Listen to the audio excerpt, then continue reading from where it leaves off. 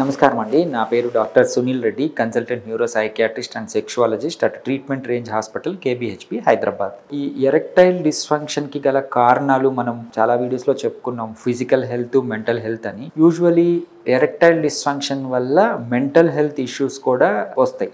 అంటే ఎరెక్టైల్ అంగం స్తంభించినప్పుడు, అంటే మన కోరికలకు తగ్గట్టు మన సెక్షువల్ ఫీలింగ్స్ బయటపడినప్పుడు, ఆ అంగం గట్టిపడినప్పుడు ఏమవుతుంది అంటే వీళ్ళు ఎమోషనల్గా, ఫిజికల్గా కానీ, మెంటల్గా కానీ, స్పిరిచువల్గా కానీ, ఈవెన్ సోషల్గా కూడా ఇబ్బంది పడతారు. అంటే ఎలాగా, వాళ్ళకి చిన్న చిన్న వాటికి కోపం రావటం, బాగా ఇరిటబుల్ ఉండటం, సోషల్ రిలేషన్షిప్ కూడా ఎవరితో మాట్లాడకుండా ఇబ్బంది పడటం, ఈవెన్ బయోలాజికల్ ఫ్యాక్టర్స్లో అంటే నిద్ర సరిగా పట్టకపోవటం, తిండి సరిగా తినకపోవటం, సెక్షువల్ యాక్ట్ ఆబ్వియస్గా ఎప్పుడైతే ఆకలి, నిద్ర, సెక్షువల్ యాక్ట్స్ ఇబ్బంది పడతామో హ్యూమన్, వాళ్ళకి యూజువల్గా వాళ్ళు ఇబ్బంది పడతారు.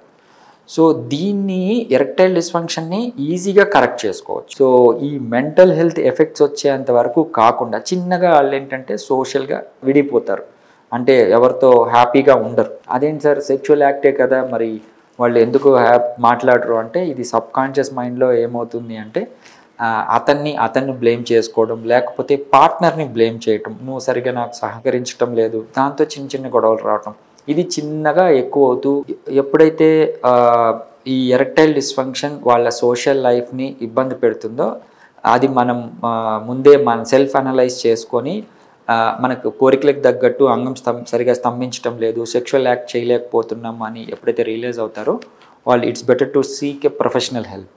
ఈ ప్రొఫెషనల్ హెల్ప్ ఎలాగ ఉంటుంది అంటే, ఆబ్వియస్గా మనము వాళ్ళ హిస్టరీ, ఎప్పటి నుంచి ఈ అంగస్తంభన ప్రాబ్లమ్స్ ఉన్నాయి అని కొద్దిగా డీప్గా అనలైజ్ చేసుకొని, వాళ్ళ హెల్త్ ప్రొఫైల్, ఏమైనా మెడికేషన్స్ వాడుతున్నారా, ఇంకేమైనా ఇబ్బందులు ఉన్నాయా చెక్ చేసుకొని, బ్లడ్ టెస్ట్లు, సింపుల్ బ్లడ్ టెస్ట్లు, అంటే హార్మోనల్ లోపాలు ఏమన్నా ఉన్నాయా, అంటే మనకు కనిపించేటివి, ఈజీగా తెలిసేటివి హార్మోనల్ లోపాలు, అలాంటివి ఏమన్నా ఉన్నాయా చూసుకొనేసి, ఇవేమీ లేకున్నా వాళ్ళకి ఎరెక్టైల్ డిస్ఫంక్షన్ ఉంది అంటే బేసికలీ అంగానికి రక్త సరఫరా తగ్గినట్టు. సో ఎప్పుడైతే అంగానికి రక్త సరఫరా తగ్గుతుందో వాళ్ళకి ఎరెక్టైల్ డిస్ఫంక్షన్ అనేది కామన్గా వచ్చేది.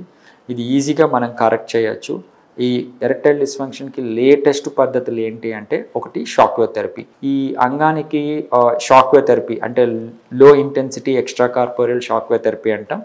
ఒక డివైస్తో అంగానికి మసాజింగ్ టెక్నిక్ లాగా షాక్ వేవ్స్ని అప్లై చేస్తారు. దాంతో అంగంలోని కణజాలం రియాక్టివేట్ అయ్యి, రిజివినేట్ అయ్యి, కొత్త రక్తనాళాలు ఏర్పడి ఆ అంగానికి రక్త సరఫరా ఇంప్రూవ్ అవుతుంది.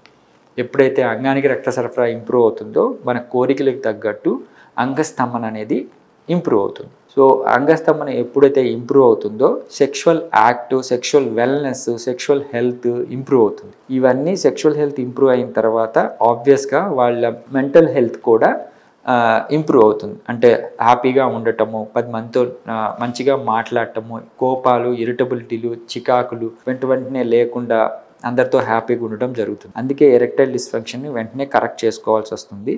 సో దీన్ని యూస్ చేసుకోగలరు. Thank you.